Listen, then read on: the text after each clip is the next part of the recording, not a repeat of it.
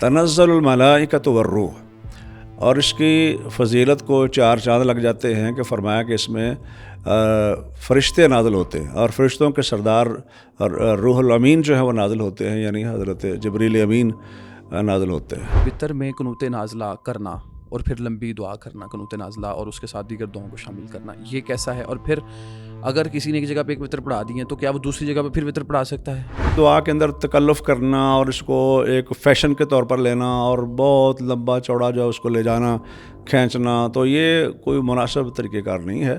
پھر وہ ردیف قافیے ملا کے سجا اور یہ چیزیں بھی دعا میں پسندیدہ نہیں ہیں، تو وہ بالکل عاجزی اور انکساری کے ساتھ دعا جو ہے وہ ہونی چاہیے۔ طاق راتوں میں پروگرامز اور تعلیم، تربیتی دروس اس طرح کا سلسلہ بنایا جاتا ہے، مساجد کے اندر ایک پورا ماحول ہوتا ہے اور اس کو باقاعدہ اس طریقے سے منایا جاتا ہے، تو یہ ٹھیک ہے؟ جن اوقات میں نفل پڑھنا منع نہیں ہے اس میں آپ پڑھ سکتے ہیں۔ سورج نکل رہا ہے، غروب ہو رہا ہے، یا زوال کا وقت ہے، یا خاص کوئی موقع جیسے عیدگاہ میں تذکرہ ہے، تو جن موقعوں پر نوافل کی ممانعت ہے اس موقع پر آپ نوافل نہیں پڑھیں گے۔ باقی جن موقعوں پر نفل پڑھنے کی پابندی نہیں ہے، جتنے مرضی آپ نفل پڑھیں، اس میں تو کوئی قدغن شریعت نے نہیں لگائی۔ بسم اللہ الرحمن الرحیم۔ السلام علیکم ناظرین، نہت پہ خوش آمدید۔ آپ کا ہوسٹ ڈاکٹر حافظ عرفان شفیق۔ رمضان المبارک کے آخری عشرے اور اس آخری عشرے میں لیلہ قدر کی رات کی تلاش سے متعلق اہم ترین پروگرام کے ساتھ حاضر خدمت ہے۔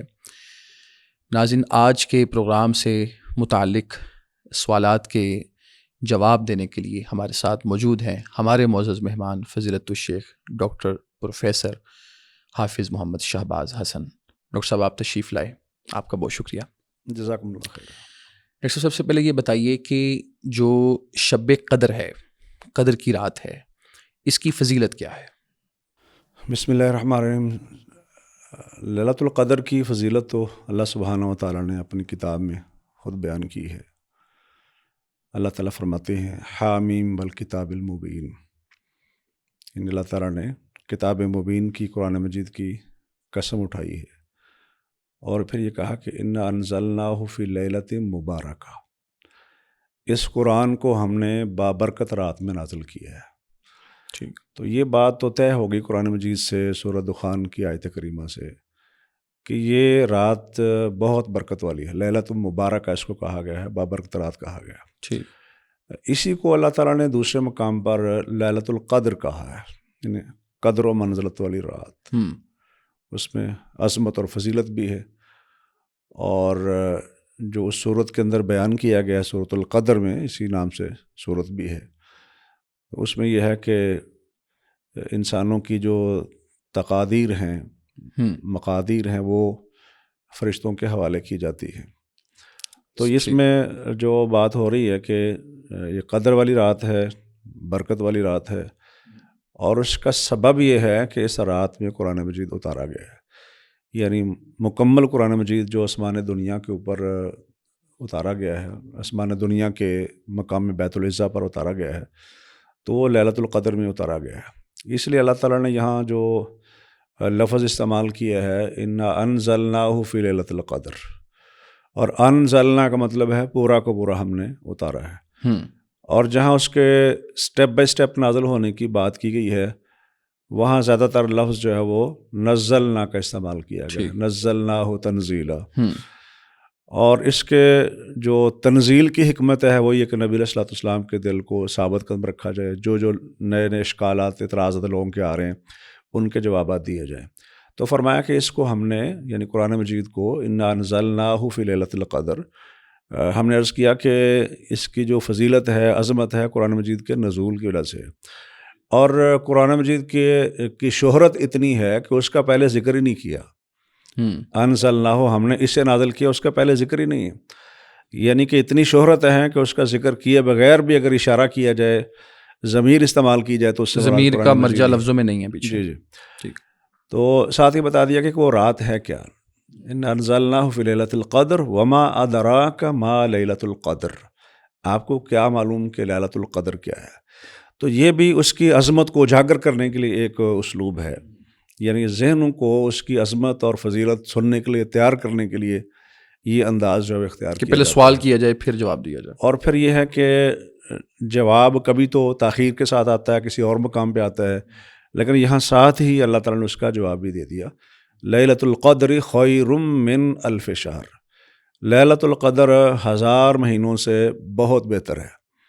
یہ لفظ خیر کا استعمال کیا، زیادہ بہتر کے لیے استعمال ہوتا ہے. گرامر میں تو ہم نہیں جائیں گے، لیکن یہ مراد اخیر یعنی زیادہ بہتر، زیادہ اچھا جو ہے اس کے لیے استعمال ہوتا ہے. تو اب وہ افضل کتنا ہے، یعنی کتنی اس کی فضیلت ہے، زیادہ یعنی بڑھ کر کتنی ہے، وہ تو ہم نہیں بتا سکتے ہیں، یعنی ذکر نہیں کیا گیا. مطلب یہ ہے کہ جتنا کسی کے اندر خلوص ہوگا، انہماک ہوگا، شغف ہوگا اس کی تلاش میں اور محنت اور عبادت کے اندر، اسی حساب سے اس کے لیے بہتر ہو جائے گی. صحیح. لیکن بہرحال ہے 1000 مہینوں سے بہتر ہے، یعنی 1000 مہینوں کی عبادت، محنت اور ذکر و اذکار، استغفار، جو بھی محنت عبادت کے لیے ہے اس سے یہ بہتر ہے. لیلۃ القدر خیر من الف شہر تنزل الملائکۃ والروح. اور اس کی فضیلت کو 4 چاند لگ جاتے ہیں کہ فرمایا کہ اس میں فرشتے نازل ہوتے ہیں، اور فرشتوں کے سردار روح الامین جو ہے وہ نازل ہوتے ہیں، یعنی حضرت جبریل امین نازل ہوتے ہیں. تنزل الملائکۃ والروح. تو یہ جو فضیلت ہے، یعنی اس میں گویا کہ ایک روحانی اور ایک سکون کا ایک ماحول جو ہے برکت کا ماحول ہوتا ہے، فرشتوں کے نزول کی وجہ سے ہوتا ہے. بابرکت و ظاہر ہے وہ ہے. تو یہ اس کی فضیلت پر اس میں یہ کہا گیا کہ من کل امر، یعنی ہر حکم لے کر اترتے ہیں. اور کہا کہ یہ سلام یعنی سلامتی والی ہے، ہے حتی مطلع الفجر، طلوع فجر تک یہ سلامتی والی رات ہے. اب یہ نہیں ہے کہ رات کو ہم عبادت کر رہے ہیں اور اس کے بعد پھر ہم آرام کرنے لگ جاتے ہیں، حالانکہ ابھی فجر طلوع نہیں ہوئی. تو اس کا مطلب یہ جو بقیہ حصہ ہے وہ بھی اسی سلامتی اور برکت والا ہی حصہ ہے، اسی فضیلت کا حامل وہ حصہ ہے. تو اس کو بھی ضائع ہونے سے بچانا چاہیے. تو ایک تو یہ قرآن مجید کے اندر اس کی فضیلت اور عظمت بیان ہوگی. لیلۃ القدر کی قرآن کی وجہ سے فضیلت ہے. رمضان المبارک کی فضیلت جو ہے وہ شہر رمضان الذی انزل فیہ القرآن، وہ بھی قرآن مجید کے نزول کی وجہ سے ہے. تو قرآن مجید کے ساتھ جس کو نسبت ہو جائے، تعلق ہو جائے، جو اس پر عمل کرے، اسے پڑھے، اس پر عمل کرے، تو ہر اعتبار سے خیر و برکات ہی ہے. اور اس رات میں کیوں نہیں ہوں گی جس میں یہ اتارا گیا ہے. بالکل ٹھیک. اچھا ڈاکٹر صاحب یہ بتائیے کہ لیلہ قدر ہے تو آخری عشرے میں رمضان کے، لیکن یہ کون سی رات ہوگی؟ بعض لوگوں میں یہ نظریہ پایا جاتا ہے، وہ یہ سمجھتے ہیں کہ 27ویں شب ہی لیلہ قدر ہے، اور وہ قیام بھی صرف اسی رات کا کرتے ہیں، اہتمام بھی اسی رات کا ہوتا ہے، بقیہ کو چھوڑ دیتے ہیں. تو مطلب کون سی رات ہے یہ؟ دیکھیں جی، پہلی چیز تو یہ ہے کہ اس کے تعین کی الگ سے، یعنی ایک رات کو مختص کرنا اور اس کی تعین کرنا یہ درست نہیں ہے. اور اس کی وجہ یہ ہے کہ جب اللہ کے رسول علیہ السلام فرما رہے ہیں صلی اللہ علیہ وسلم تحروا لیلۃ القدر فی الوتر من عشر الاواخر من رمضان، کہ آپ رمضان المبارک کے آخری عشرے کی طاق راتوں میں لیلۃ القدر کو تلاش کرو. تحروا لیلۃ القدر فی الوتر، وطر کا مطلب جو طاق راتیں ہیں، 21ویں ہے، 23ویں ہے، 25ویں ہے، 27ویں ہے، 29ویں. تو ان 5 راتوں میں تلاش کرنے کا ہمیں حکم دیا گیا ہے. ایک تو یہ ہے کہ عشرہ ڈیفائن ہو گیا کہ آخری عشرہ ہے. بالکل ٹھیک. پھر یہ جو 10 راتیں ہیں، عشر الاواخر، اواخر کا مطلب راتوں کا ذکر ہو رہا ہے، اور ان میں سے راتوں میں سے پھر جو طاق راتیں ہیں ان میں تلاش کرنا ہے، جن کا بھی ہم نے ذکر کیا ہے. تو جب اللہ کے رسول خود فرما رہے ہیں کہ طاق راتوں میں تلاش کرنا ہے، تو پھر ہم کیسے کسی ایک رات کو مختص کر سکتے ہیں؟ اصل بعض صحابہ کرام کے کچھ فتاویٰ وغیرہ موجود ہیں 27ویں کے حوالے سے. بعضوں کے بارے میں تو یہ بھی منقول ہے کہ وہ قسم اٹھا کے کہتے تھے کہ یہ رات ہے. تو شاید اس سے لوگوں کو یہ لگا کہ شاید صرف یہی رات ہے، باقی راتوں کو چھوڑ دیتے ہیں. ٹھیک ہے، وہ آراء ہیں، اس میں کوئی شبہ نہیں ہے. بعض دفعہ میرا نقطہ نظر سے کچھ تجارب ہوتے ہیں، مشاہدات ہوتے ہیں کہ ایک آدمی کو لگا کہ اس میں وہ جو بعض روایات میں کچھ علامات ذکر کی گئی ہیں، تو فیلنگ ایسی آتی ہے کہ شاید وہی رات ہے. تو اس وجہ سے کسی نے اپنے ذاتی تجربے کو شیئر کیا ہے. اس میں کوئی قولی حدیث ہو کہ آپ نے فرمایا کہ یہی رات ہے، تو پھر تو ظاہر ہے وہ سمجھ آتی نا بات. جب ایسا نہیں ہے تو پھر نبی علیہ السلام کی ارشادات کے مطابق ہی ہمیں اس کو رکھنا چاہیے. اور دوسری ایک اور چیز بھی ہے کہ اس میں اللہ تعالیٰ کی حکمت ہے کہ بتایا نہیں گیا. اگر ایک شخص جو ہے وہ 21ویں رات کو اس نیت کے ساتھ عبادت کرتا ہے ذکر و دعا کرتا ہے، قیام کرتا ہے، تو اس کی نیت کے مطابق اس کو اجر مل جائے گا. بالکل ٹھیک. پھر وہ 23ویں رات کو اسی نیت کے ساتھ اس طرح باقی راتوں میں، تو گویا کہ ہر رات کا اس کی نیت کے مطابق اللہ تعالیٰ اس کو اجر و ثواب عطا فرمائیں گے. شاید اسی وجہ سے اللہ تعالیٰ نے اس کو متعین نہیں کیا، یا امت کے لیے اس کو متعین نہیں کیا گیا کہ یہی رات ہے، تاکہ وہ اسی ایک رات پر اکتفا نہ کر بیٹھے. چونکہ ویسے بھی نبی علیہ السلام کا تو جو معمول تھا وہ یہی تھا نا کہ اذا داخل العشرہ، جب وہ آخری عشرہ داخل ہوتا تھا تو شدہ میں ازا رہو، تو نبی علیہ السلام کمر کس لیتے تھے. بالکل ٹھیک. احیا لیلہ، شب بیداری کرتے تھے. وہ ایقظ اہلہ، اپنے گھر والوں کو بھی بیدار کرتے تھے. تو پورا عشرہ جو ہے وہ عبادت کا عشرہ ہے، اور اس میں زیادہ توجہ اور زیادہ انہماک کے ساتھ، زیادہ تندہی کے ساتھ جو ہے وہ یہ گرم جوشی کے ساتھ عبادت کرنی ہے. لیکن بالخصوص ان راتوں میں جن میں کہ کسی ایک رات کے اندر طاق رات جو ہو سکتی ہے، تو ان کی الگ سے فضیلت ہے اور ان پر زیادہ توجہ دینی بالکل چاہیے. ٹھیک. اچھا شیخ صاحب یہ بتائیے کہ رسول اللہ علیہ الصلوۃ والسلام نے تعین تو نہیں کی کہ کون سی رات ہے، یہ بتا دیا کہ طاق راتوں میں اس کو تلاش کرو، لیکن آپ نے کچھ علامات بتائی ہیں جن علامات کے ذریعے انسان یہ معلوم کرنے میں کامیاب ہو سکتا ہے یا قریب جا سکتا ہے اس چیز کے کہ یہ فلاں رات جو ہے وہ قدر کی رات ہے. نہیں، اس میں ایک تو پہلو یہ ہے نا کہ جو صحابہ کرام نے بیان کیا یا بعض ائمہ دین سے منقول ہے کہ اس دن سورج جو ہے ایک تو رات کے بارے میں کہا گیا، اور زیادہ تر جو ہے وہ کہا گیا ہے سورج نکلنے سے متعلق. اب وہ سورج نکلنے سے متعلق اس میں طلوع فجر پہلے ہو چکی ہے، رات تو گزر چکی ہے، بعد میں پتہ چلے گا. ہاں جی. تو اب اگر اس کا پتہ چل بھی رہا ہے تو جو آپ نے محنت ریاضت یہ چیزیں کرنی تھی اس کو تو آپ ریوائز نہیں کر سکتے. وہ علامات کیا ہیں؟ وہ تو جو کرنا تھا وہ ہو چکا نا. ہاں، رات کے حوالے سے ہے کہ وہ رات جو ہے وہ نسبتاً زیادہ پرسکون محسوس ہوتی ہے، یا سورج نکلتا ہے تو اس میں دھوپ کی تیزی نہیں ہوتی جو عام دنوں میں ہوتی ہے. مطلب اس میں لفظ یہ ہے لا شعاع، اس میں شعاع نہیں ہے. مطلب یہ کہ جس طرح چاند کی ایک کیفیت ہوتی ہے نا، اس طرح سورج جو ہے وہ نکلتا ہے، اور جس طرح عام دنوں میں اس کی شعاعیں بھی پھیلنا شروع ہو جاتی ہیں طلوع کے ساتھ، تو وہ اس میں نہیں ہوتا. اور اس میں یہ کہ موسم جو ہے معتدل ہوتا ہے، یہ بھی بعض روایات میں ذکر کیا ہے کہ مطلب نہ زیادہ ٹھنڈا ہے اور نہ زیادہ گرم ہے. اور یہ بھی جو ہم بات کر رہے ہیں ظاہر ہے یہ ہر علاقے کے اعتبار سے مختلف ہے. یعنی بعض علاقوں میں جہاں شدید گرمی ہے تو اس میں ظاہر ہے آپ ٹھنڈا موسم جب ہے ہی نہیں ہے تو پھر آپ اس کو کیسے لے سکتے ہیں. اور جن علاقوں میں ہے ہی ٹھنڈک وہاں پر آپ اعتدال کا بھی ذکر نہیں کر سکتے ہیں، کیونکہ روزے ویسے بھی مختلف موسموں میں آتے ہیں. تو اصل مراد اس سے یہ ہے کہ جو موسم چل رہا ہے جس علاقے میں بھی، وہ جو روٹین کا روزانہ کا یا یومیہ موسم ہوتا ہے اس کے مقابلے میں نسبتاً فرق جو ہے وہ نسبتاً بہتر ہوتا ہے، موسم نسبتاً فرق ہوتا ہے، یعنی اعتدال کے اعتبار سے. تو یہ اتنی سی بات ہے. باقی اس میں کوئی زیادہ کوئی دلائل یا نبی الاسلام کے ارشادات فراہمی اس حوالے سے نہیں ہے، سوائے یہ ایک دو باتوں. جی بالکل، جیسے آپ نے کہا کہ صبح کی شعاع نہیں ہوتی، رات کا موسم مناسب ہوتا ہے. بعض لوگ سمجھتے ہیں کہ جو قدر کی رات ہوتی ہے اس میں بارش بھی ہوتی ہے، یہ بھی کوئی بات ہے کتاب و سنت میں؟ نہیں، ایسا میرے علم تو کوئی چیز نہیں، لیکن یہ کہ ہو سکتا ہے کہ کسی کو لگا ہو کہ یہ رات وہی ہے اور سورج اس طریقے سے طلوع ہوا ہے اور موسم بھی معتدل ہے. تو ویسے بھی بارش سے عام طور پر موسم جو ہے معتدل ہو جاتا ہے، تو غالباً یہ کسی کا مشاہدہ ہو سکتا ہے کہ کسی نے ایسا فیل کیا اور اس میں اپنی رائے دے دی ہو، لیکن الگ سے کوئی قولی حدیث ہو میرے علم نہیں. ٹھیک ہے. ڈاکٹر صاحب یہ بتائیے، آپ نے کہا کہ قدر کی رات آخری جو عشرے کی 5 طاق راتیں ان میں سے کوئی ایک ہو سکتی ہے، تو کیا یہ ایک ہی کوئی رات ہے جس نے ہر سال آنا ہوتا ہے، یا یہ بدل بدل کے آتی ہے؟ اس میں شرعی نقطہ نظر کیا ہے؟ دیکھیں جی، ایک موقف یہ بھی ہے. ایک تو پہلے ہم نے کہا نا کہ جس نیت کے ساتھ کوئی شخص جو ہے وہ عبادت کر رہا ہے تو اسی حساب سے اللہ تعالیٰ اس کو اجر و ثواب جو ہے عطا فرماتے ہیں. ٹھیک.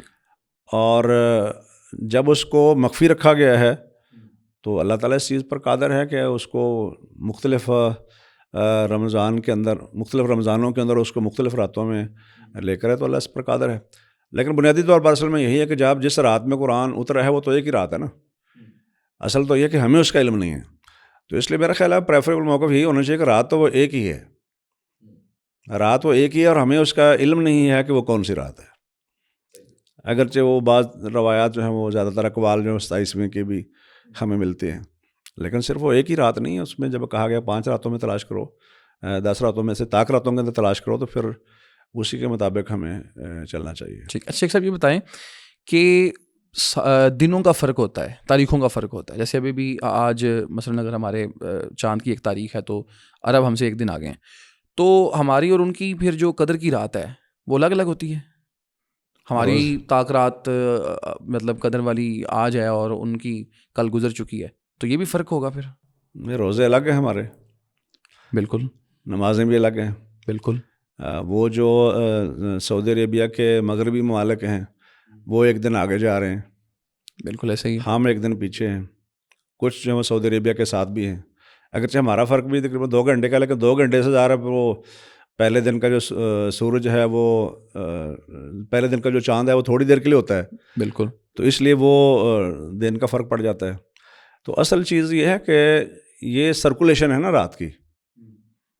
مطلب وہ رات جو مثلاً کل اگر وہ سعودی عربیہ میں رات ہے تو وہی گھوم کر پورا چکر ہے نا، تو یہاں پاکستان میں پہنچی ایک دن بعد. یا اسی طرح جو باقی مغربی ممالک ہیں وہاں مثال کے طور پر وہ پہلے آتی ہے اور سعودی عربیہ میں پہنچی ہے وہ ایک دن بعد.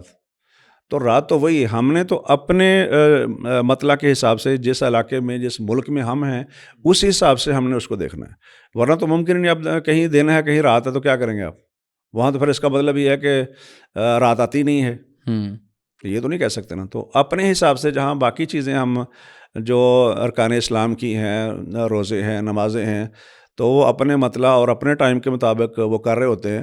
تو اسی طریقے سے رات جو ہے وہ اپنے حساب سے ہی ہوگی. اب یہ نہیں کہ سعودی عربیہ میں آج ہے تو ہم اسی حساب سے ہوں گے. ٹھیک ہے. اچھا یہ بتائیے کہ جو طاق راتیں ہیں 5 جس میں بطور خاص عبادت کا حکم ہے، عبادت کرنی چاہیے، عبادت کون سی کرنی چاہیے؟ کون سے امور ہیں، کون سے کام ہیں جو طاق رات میں انجام دیے جائیں؟ تو وہ جو آپ نے کہا کہ 1000 مہینوں سے افضل ہے، وہ عبادت بندہ وہ ثواب کیسے پا سکتا ہے؟ اس میں ایک کام تو بطور خاص حدیث پاک میں بھی ذکر کیا گیا ہے، من قام لیلۃ القدر غفر له ما تقدم من ذنبہ. اچھا. کہ جو لیلۃ القدر کا قیام کرتا ہے، اور اس میں بعض حدیث میں کہ ایمان و احتسابا غفر له ما تقدم من ذنبہ، ایمان کی حالت میں اور ثواب کی نیت سے جو لیلۃ القدر کا جو ہے وہ قیام کرے گا اس کے پہلے گناہ بخش دیے جاتے ہیں. مطلب یہ کہ جتنے بھی صغیرہ گناہ ہیں اس کے وہ معاف کر دیے جاتے ہیں. اور یہاں یہ کہا کہ من قام لیلۃ القدر، جو لیلۃ القدر کا قیام کرے. تو بنیادی طور پر جو ہے وہ قیام ہے، اگرچہ باقی چیزیں بھی اس میں شامل ہوتی ہیں. جیسے عمومی طور پر قرآن پاک میں کہا گیا نا کہ والذین یبیتون لربہم سجدا وقیاما، وہ لوگ جو اپنی راتیں گزارتے ہیں سجدے اور قیام میں، یعنی عبادت کے اندر گزارتے ہیں. ظاہر اس میں سجدہ قیام 2 بڑے رکن ہیں. نفلی نماز میں لمبے سجدے ہوتے ہیں، لمبا قیام ہوتا ہے. تو پوری نماز کا سجدہ اور قیام سے ذکر کیا گیا ہے. اور اس میں یہ بھی تو ہے نا کہ وہ جو کہتے ہیں ربنا اصرف عنا عذاب جہنم ان عذابها کان غراما، کہ ہم سے جہنم کا عذاب پھیر دیجیے. یعنی وہ عبادت بھی کرتے ہیں، دعا بھی کرتے ہیں، قیام بھی کرتے ہیں، رکوع و سجود کے اندر بھی وقت لگاتے ہیں، اور نفلی نماز میں دیگر دعائیں بھی شامل کی جا سکتی ہیں، تشہد میں، بلکہ فرض نماز کے اندر بھی تشہد کے اندر دعائیں شامل کی جا سکتی ہیں. تو اس میں تو کوئی پرابلم. مطلب یہ ہے کہ توبہ و استغفار، دعا، اذکار اور قیام جو ہے زیادہ فوکس اور زیادہ وقت جو ہے وہ قیام کے اوپر دینا چاہیے، ذکر و فکر میں گزارنا اور اس طرح کی چیزیں. تو یہ اصل چیز ہے. ٹھیک ہے. اچھا ہمارے ہاں ایک ٹرینڈ ہے کچھ عرصے سے، وہ بڑا ہے، پہلے سے زیادہ ہوا، کہ طاق راتوں میں پروگرامز اور تعلیم، تربیتی دروس اس طرح کا سلسلہ بنایا جاتا ہے. مساجد کے اندر ایک پورا ماحول ہوتا ہے اور اس کو باقاعدہ اس طریقے سے منایا جاتا ہے.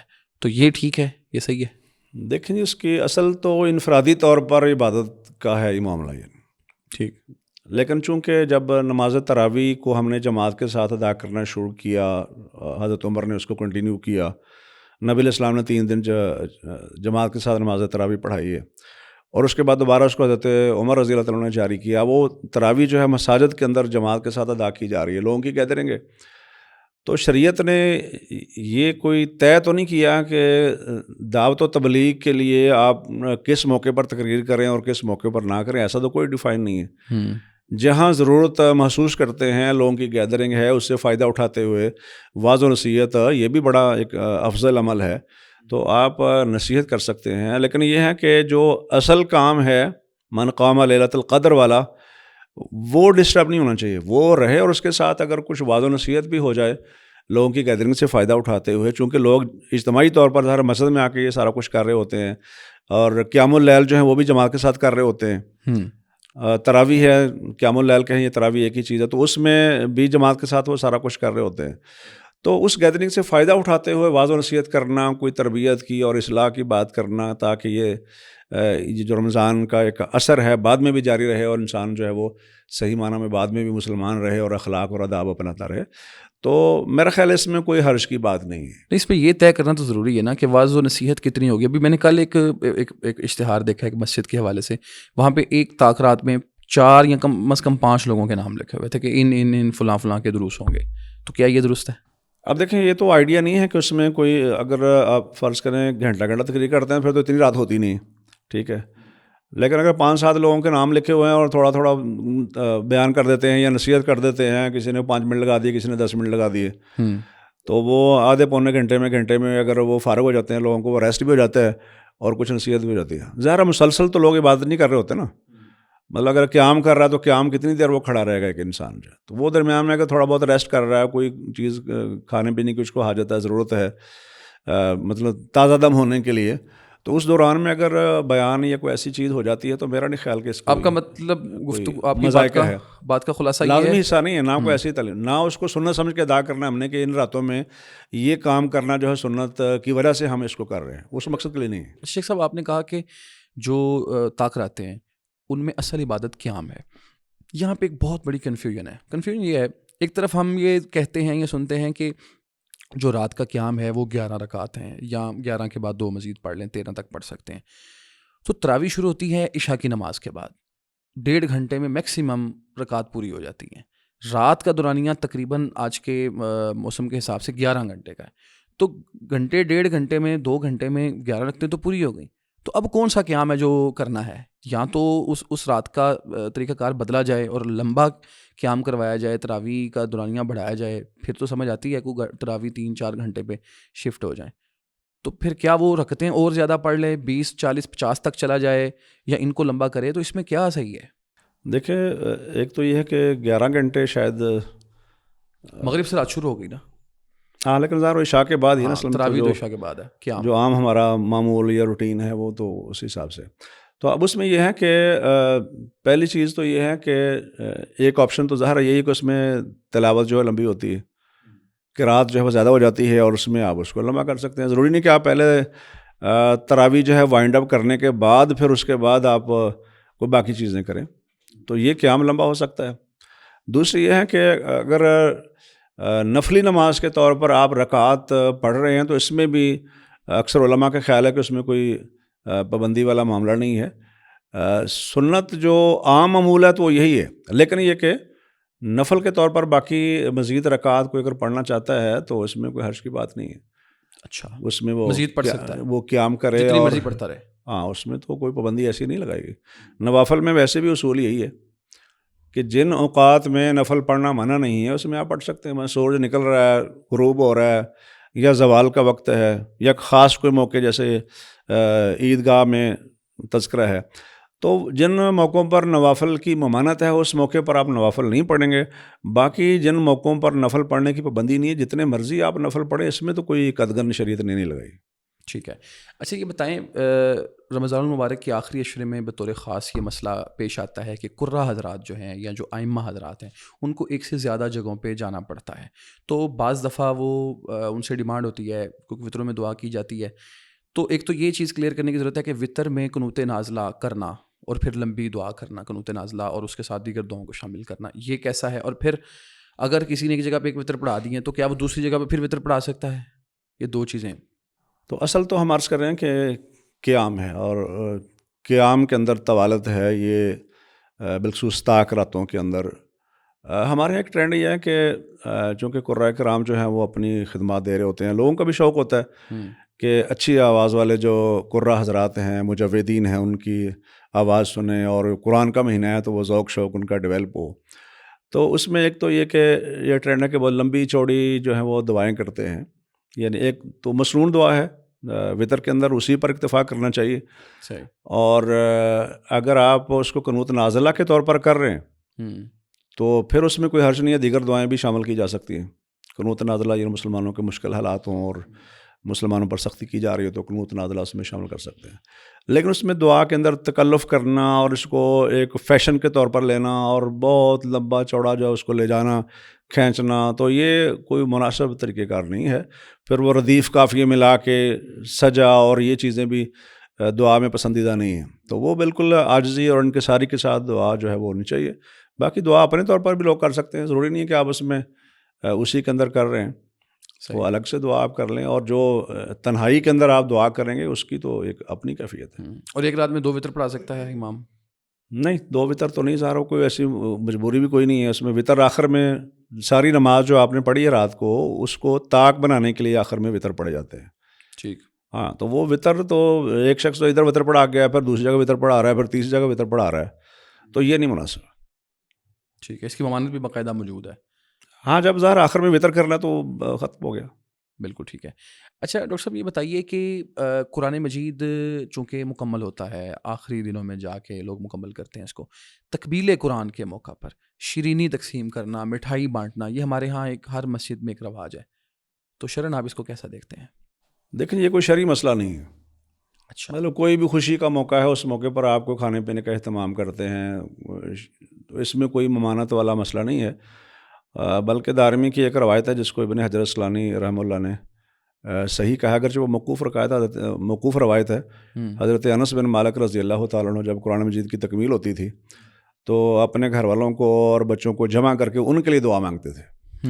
تو اس میں بہرحال گنجائش ہے اس موقع پر دعا کرنا یا کوئی چیز کھلانا پلانا، اس میں کوئی حرج کی بات نہیں ہے، یہ کوئی شرعی مسئلہ نہیں ہے. لیکن یہ کہ اگر اس کو لازمی سمجھ لیا جائے تو پھر بہرحال یہ ایک چیز ہے جو قابل غور ہے، یہ محل نظر ہے. آپ کر کے دیکھ لیں. مطلب میرا کہنے کا مطلب یہ ہے کہ 1 سال آپ بالکل کچھ نہ کریں اور کوئی مسئلہ نہ ہو، روٹین میں ساری چیزیں ہوں، تو پھر سمجھ آئے گی کہ آپ نے اس کو لازمی حصہ نہیں بنایا ہوا. لیکن جب اس کے بغیر گزارے نہ ہوتا، آپ سمجھتے ہیں کہ لازمی حصہ ہے، تو اس کا مطلب پھر اس پر نظر ثانی کرنے کی ضرورت ہے کہ وہ لازمی حصہ نہیں ہے. نہ کوئی شرعی حکم ہے کہ جب بھی آپ قرآن پاک مکمل کر رہے ہیں تو اس موقع پر آپ یہ کریں.